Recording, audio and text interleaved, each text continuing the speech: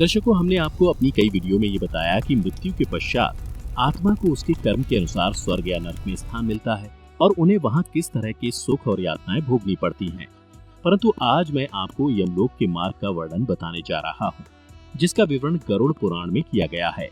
गरुड़ पुराण में बताया गया है कि किस प्रकार पुण्य आत्मा बड़ी ही आसानी और सुखी पूर्वक 84,000 योजन में फैले इस मार्ग को पार कर जाते हैं, जबकि पापी आत्मा को इस मार्ग में किस तरह की यातनाएं भोगनी पड़ती हैं। तो चलिए बिना किसी देरी के अब वीडियो शुरू करते हैं। नमस्कार दर्शकों, द डिवाइन टेल्स पर आपका एक बार फिर से स्वागत है। गरुड़ पुराण के धर्मकांड के अनुसार यमलोक का मार्ग बड़ा ही दुर्गम है, परंतु पुण्य आत्माओं के लिए सुखद और पापियों के लिए भयदायक है। गरुड़ पुराण की माने तो यमलोक के मार्ग का विस्तार 86,000 योजन में है।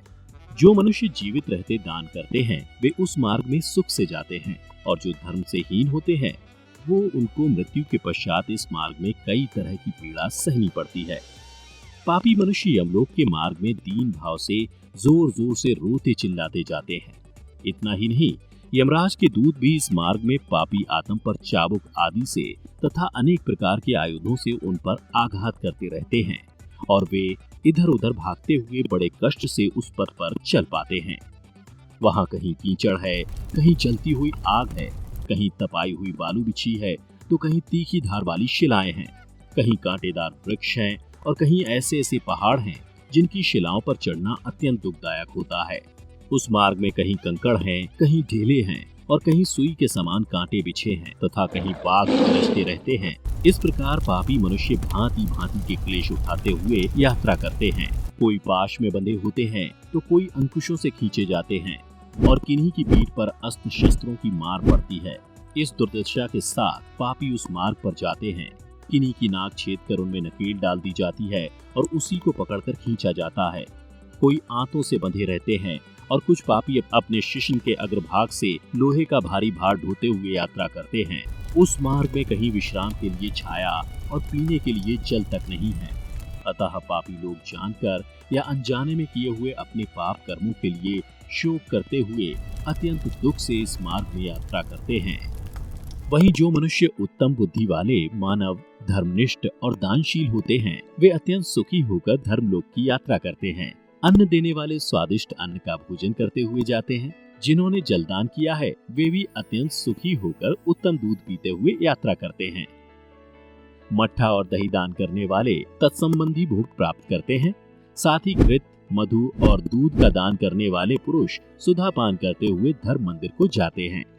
साग देने वाला खीर खाता है और दीप देने वाला संपूर्ण दिशाओं को प्रकाशित करते हुए जाता है। इतना ही नहीं, वस्त्र दान करने वाला पुरुष दिव्य वस्त्रों से विभूषित होकर यात्रा करता है। जिसने आभूषण दान किया है वह उस मार्ग पर देवताओं के मुख से अपनी स्तुति सुनाता हुआ जाता है। गोदान के पुण्य से मनुष्य सब प्रकार के सुख भोग से संपन्न होकर जाता है। घोड़े, हाथी तथा रथ की सवारी का दान करने वाला पुरुष संपूर्ण भोगों से युक्त विमान द्वारा धर्मराज के मंदिर को जाता है। जिस श्रेष्ठ पुरुष ने माता पिता की सेवा शुश्रूषा की है वह देवताओं से पूजित हो प्रसन्न चित्त होकर धर्मराज के घर जाता है। जो यतियों, व्रतधारियों तथा श्रेष्ठ ब्राह्मणों की सेवा करता है वह बड़े सुख से धर्मलोक को जाता है।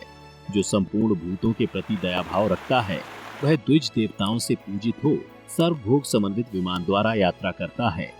विद्या दान में तत्पर रहता है वह ब्रह्मा जी से पूजित होता हुआ जाता है। पुराण पाठ करने वाला पुरुष मुनीश्वरों द्वारा अपनी स्तुति सुनता हुआ यात्रा करता है। इस प्रकार धर्मपरायण पुरुष सुख पूर्वक धर्मराज के निवास स्थान को जाते हैं।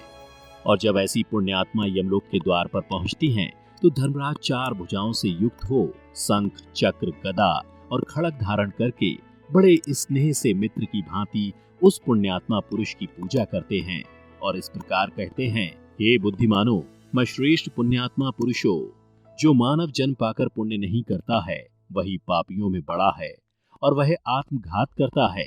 जो अनित्य मानव जन्म पाकर उसके द्वारा नित्य वास्तु धर्म का साधन नहीं करता वह घोर नरक में जाता है।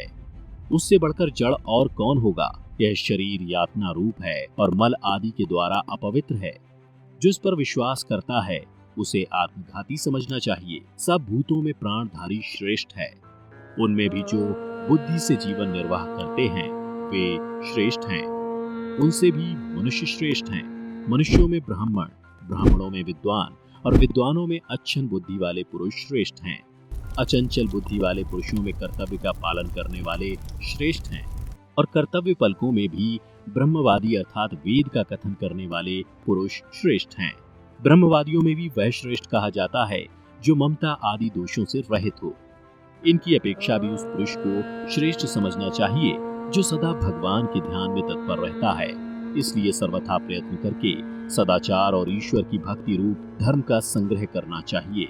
धर्मात्मा जीव सर्वत्र पूजित होता है, इसमें संशय नहीं है। तुम लोग संपूर्ण भोगों के संपन्न पुण्य लोक में जाओ। यदि कोई पाप है तो पीछे यहीं आकर उसका फल भोगना। ऐसे दिव्य वचन कहने के बाद यमराज उन पुण्यात्माओं की पूजा करके उन्हें सदगति को पहुंचा देते हैं। वहीं पापियों को बुलाकर उन्हें काल दंड से डराते हुए फटकारते हैं। उस समय उनकी आवाज प्रलय काल के मेघ के समान भयंकर होती है और उनके शरीर की कांति कज्जलगिरी के समान जान पड़ती है। उनके अस्त्र शस्त्र बिजली की भांति चमकते हैं, जिनके कारण वे बड़े भयंकर जान पड़ते हैं। उनकी 32 भुजाएं हो जाती हैं। शरीर का विस्तार 3 योजन का होता है। उनकी लाल लाल और भयंकर आंखें बावड़ी के समान जान पड़ती हैं। सब दूत यमराज के समान भयंकर होकर गरजने लगते हैं। उन्हें देख पापी जीव थर थर कांपने लगते हैं और अपने अपने कर्मों का विचार करके शोकग्रस्त हो जाते हैं। उस समय यम की आज्ञा से चित्रगुप्त उन सब पापियों से कहते हैं, अरे ओ दुराचारी पापात्माओं, तुम सब लोग अभिमान से दूषित हो रहे हो। तुम अविवेकियों ने काम, क्रोध आदि से दूषित अहंकार युक्त चित्त से किस लिए पाप का आचरण किया है? पहले तो बड़े हर्ष में भरकर तुम लोगों ने पाप किए हैं, अब उसी प्रकार नरक की यातनाएं भी भोगनी चाहिए। अपने कुटुंब, मित्र और स्त्री के लिए जैसा पाप तुमने किया है उसी के अनुसार कर्मवश तुम यहाँ आ पहुंचे हो। अब अत्यंत दुखी क्यों हो रहे हो? तुम ही सोचो, जब पहले तुमने पापाचार किया था उस समय यह क्यों नहीं विचार किया कि यमराज इसका दंड अवश्य देंगे। कोई दरिद्र हो या धनी, मूर्ख हो या पंडित और कायर हो या वीर, यमराज सबके साथ समान बर्ताव करने वाले हैं। चित्रगुप्त का यह वचन सुनकर वे पापी भयभीत हो अपने कर्मों के लिए शोक करते हुए चुपचाप खड़े रह जाते हैं।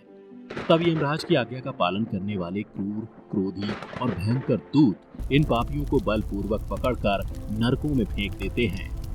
वहां अपने पापों का फल भोगकर अंत में शेष पाप के फलस्वरूप वे भूतल पर आकर स्थावर आदि योनियों में जन्म लेते हैं और इस तरह पापी आत्मा को जन्म मरण के चक्र से मुक्ति नहीं मिलती। तो दर्शकों, इसीलिए मनुष्य के लिए ये जरूरी हो जाता है कि वह अपने जीवन काल में अधिक से अधिक पुण्य कर्म करे, ताकि मृत्यु के पश्चात उसे फिर से दोबारा इस मृत्यु लोक में जन्म न लेना पड़े। आपकी इस बारे में क्या राय है? नीचे कमेंट करके हमें अवश्य बताएं। साथ ही अगर आपको हमारी ये वीडियो पसंद आई हो तो अधिक से अधिक लाइक और शेयर करें।